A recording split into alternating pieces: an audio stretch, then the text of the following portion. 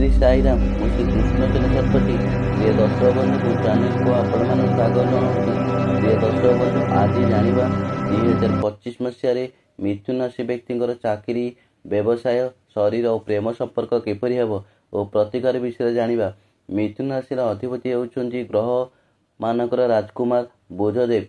ज्योतिष शास्त्र अनुଯାयी बुधदेव बुद्धि व्यवसाय युक्तियुक्त शक्ति और ज्ञानर कारक होउछन्ति बुधदेव।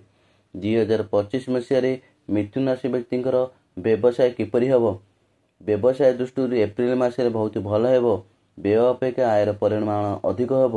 एप्रिल मास पर तुम तुम व्यवसाय को बढ़ाई पार किंबा नूतन व्यवसाय आरंभ कर। मे मास पर आपण नूतन पुंजी विनियोग करें। तेणु 2025 मसीह मिथुन राशि व्यक्ति व्यवसाय भल रहिबो। 2025 मसीह मिथुन राशि व्यक्ति शिक्षा और वृत्ति किपरि हेब।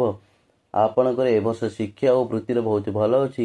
एप्रिल मास पर बहुत शुभ हेब। आपण शिक्षा परीक्षा सफलता सहित उन्नति करेंगे। मे मास ठार जितेबाला बृहस्पति देवंकर गमनागमन जोगु आपण विदेश अध्ययन करेंगे किंबा कॉम्पिटिटिव प्रतियोगितामूलक परीक्षा सफल हेबे। आपण जदि आहुरी कठिन परिश्रम करेंगे 100% सफल पाइबे।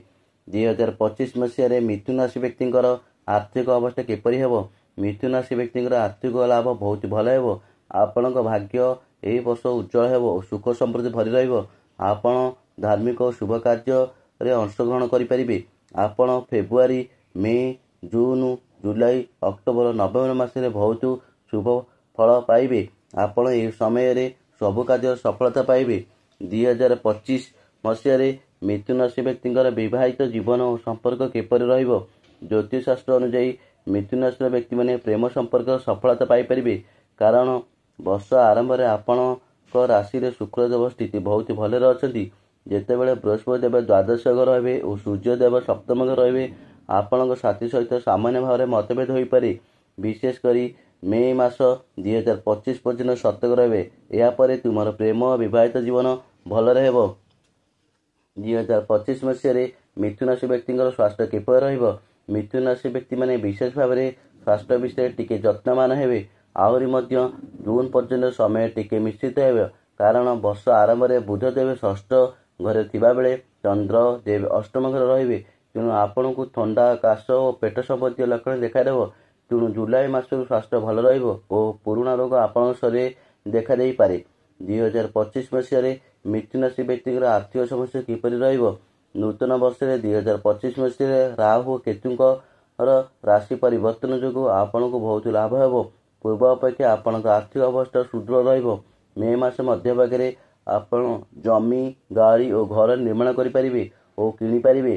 स्टॉक मार्केट रे एक मिश्रित वर्ष हेब किंतु जदि सुनारे विनियोग करती यह एक भल समय। आपण को बुध और बृहस्पति देव आपण को शुभ फल देवे। 2025 मसीह मिथुन राशि व्यक्ति प्रतिकार प्रत्येक दिन कि प्रत्येक बुधवार दिन गाय को घास और निज समर्थन अनुसार खाइबा दिंतु। प्रत्येक बुधवार दिन भगवान गणेश पाखे हलदिया फूल लड़ू दीप धूप निज नाम गोत्र कही समर्पण करेंगे और छोट छोट पिला किसी खाइबा देवे। प्रत्येक दिन कि बुधवार दिन बुधदेव बीज मंत्र ओम बूम बुधाय नमः 108 थर कि निज समर्थन जे बोलिले आपणकर ए वर्ष भलरे कटिबो। जय जगन्नाथ। प्रिय दर्शक बंधु जदि मो भिडियोटी आपण मानक भल लगुଥାଏ तेबे भिडियो रे लाइक देबे कमेंट करिवे एवं भिडियो को शेयर कर देबे आउ चैनल को सब्सक्राइब करने को भूलिबे नहीं। जय जगन्नाथ।